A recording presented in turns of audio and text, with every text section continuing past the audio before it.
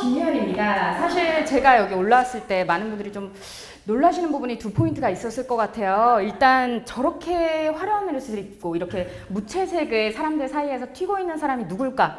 근데 의사야? 게다가 저 몸으로 다이어트 책을 썼어? 이런 질문들이 좀 나오셨을 건데요. 이제 제 발표를 들어주시면 그 내용들이 전부 나옵니다. 일단 저는 과연 인공지능은 의사를 대체할 수 있을까? 이 질문에서부터 이 책이 시작이 됐어요. 그 전에 저부터 소개를 하자면 저는 일단 가정의과 전문의로 건강검진센터에서 일하고 있고 또 제가 어렸을 때부터 소아비만 그리고 여러 차례 다이어트를 겪으면서 비만에 대한 정확한 정보를 좀 어떻게 하면 널리 알릴 수 있을까 해서 창업을 한 의사입니다. 그래서 사실 처음에는 저 혼자 알리려고 했어요. 제가 인플루언서로 예를 들어 네이버 블로그, 유튜브 그리고 틱톡까지 하면서 저 혼자서 알리는 것도 좀 충분하겠다 생각을 했는데 막상 제가 진료할 수 있는 환자는 한계가 있잖아요. 그리고 결국에 다 많은 의사들이 같은 이야기를 할 때 사람들이 더 많이 설득이 되고 또 건강을 위해 노력할 수 있겠다 싶어서 그래서 창업을 이제 진행을 하게 됐고요. 과연 인공지능은 의사를 대체할 수 있을까? 여기에서 시작을 했는데요. 실제로 병원에서 다양한 업무들이 이미 대체가 되고 있습니다. 안전 판독에도 쓰이고 심전도 판독에도 쓰이고 영상 판독에서도 활용을 하고 있는데요. 근데 아까 사실 소장님께서 말씀해 주신 것처럼 책임의 소재가 있어요. 그래서 마지막 결정은 항상 의사가 하고 있습니다. 그래서 사실 저는 이런 진단 과정 이런 거보다도 제가 가장 노력을 해오고 콘텐츠 크리에이터로 활동해왔던 거 역시 환자 교육 콘텐츠를 만들기 위해서였어요. 그래서 챗GPT라는 게 등장을 했을 때 의사보다 잘하는 거 아니야? 이 생각이 들었어요. 그래서 한번 실험을 해보고 싶고 그렇게 그냥 공부를 하는 게 아니라 결과물을 내고 싶어서 이 프로젝트에 함께 하게 되었습니다. 보통은 백문백답이에요. 근데 50문 백답인 이유는 챗GPT의 대답과 제 대답이 두 개가 하나의 질문에 두 개씩 나와서 50문 백답이고요.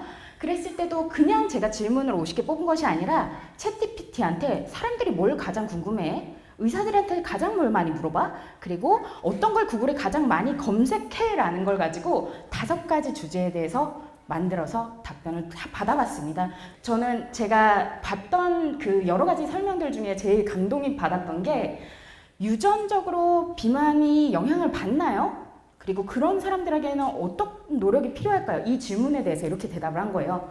유전은 운명이 아니라는 사실을 기억해야 합니다. 다 이 얘기를 보고서 내가 이걸 써야 돼.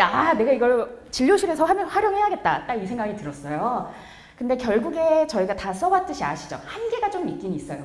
왜냐면 굉장히 일반적인 질문을 했기 때문에 굉장히 교과서적인 답변들만 나오고 그리고 실제로 우리나라의 비만 진단 기준이 세계 비만 진단 기준과 다르고 또 우리나라에서는 보험이라는 게 또 있잖아요. 그럼 보험에 관련된 내용도 좀 부족한 부분이 있고 그리고 제일 중요한 거는 정확한 정보가 나왔다고 하더라도 이게 정확한 정보인지 아니면 정확하지 않은 정보인지 알기가 굉장히 어렵다는 거예요. 거기에서 바로 전문가의 역할이 등장을 한다고 생각합니다. 그래서 앞으로는 결국 의사들 역시도 온갖 종류의 직종들도 이 AI와 그리고 챗GPT 같은 거를 활용을 하게 될 거라고 생각하는데요. 저희가 계산기를 쓸 수 있는 사람이 풀 수 있는 문제와 쓰지 못하는 사람이 풀 수 있는 문제는 한계가 있죠. 마찬가지로 컴퓨터를 쓸 수 있는 사람, 엑셀이 쓸 수 있는 사람, 결국 할 수 있는 능력치가 달라집니다. 결국 지금 시점에서는 이제 인공지능을 활용할 수 있는 사람과 아닌 사람이 할 수 있는 능력이 달라질 거란 얘기죠. 그런 의미에서 이번에 출간 프로젝트 참여하신 분들은 앞서 나갈 수 있는 분이 되지 않을까 싶고요. 저 역시도 지금 사실 이제 아프면서 블로그나 유튜브를 거의 이제 중단한 상태인데 이제 챗GPT를 활용하면서 조금 더 쉽게 콘텐츠를 환자 교육 콘텐츠를 만들어가고 유전은 운명이 아니라는 걸 기억해야 됩니다. 이런 것처럼 더 이해하기 쉬운 표현, 더 그리고 동기부여가 쉬운 표현들을 찾아가면서 환자 교육에 활용하고 그리고 세 번째 책 이제 전문의 vs 인공지능을 하나 더 낼 예정이거든요. 그래서 그거까지 활용을 할 예정입니다. 사실 지금 이렇게 들으시면서 와, 저 사람 되게 특이하다, 특별하다 이렇게 느끼실 수 있는데요. 제가 항상 하는 얘기가 있어요. 어떤 사람이 과연 기록을 남겨야 할 것인가? 특별한 사람, 그리고 특별하지 않은 사람. 특별한 사람은 남들이 기록해줘요. 기록할 필요 없습니다. 다들 알아서 써주거든요. 내가 정말 너무 특별하지 않다라고 생각이 된다면 그때부터 기록을 저는 해보시면 된다고 생각해요. 완벽해지고 나서 뭔가를 시작하는 것이 아니라 그냥 지금부터. 그리고 사람들은 성장하는 걸 보고 싶어하는 그런 욕구가 있기 때문에 지금 당장 뭔가 망설이고 있는 게 있다면 시작해보시길 바랍니다.